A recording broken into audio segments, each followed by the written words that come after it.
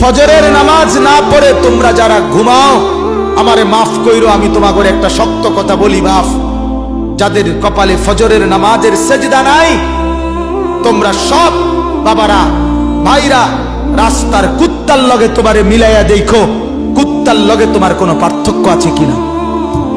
সোজা কথা, কুত্তার সাথে মিলাই দেখো, কুত্তার লগে, কুত্তার লগে।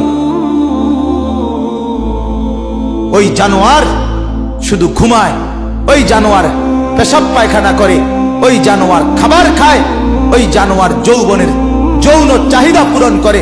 তুমি জানোয়ার একই রকম, ওই জানোয়ার সেজদা ছাড়া জাগলো, তুমি জানোয়ারও সেজদা ছাড়া জাগলা। যদি বিবেক থাকে, লজ্জা থাকে, যদি মার দুধ খেয়ে থাকো, যদি মুসলমানের বাচ্চা হয়ে থাকো, যদি ইমানের রক্ত থাকে, ইমানের বিন্দু থাকে, তো যদি কানে আজান শুনে থাকো, আল্লাহর হস্তে নামাজ পড়ো। বলো ইনশাআল্লাহ।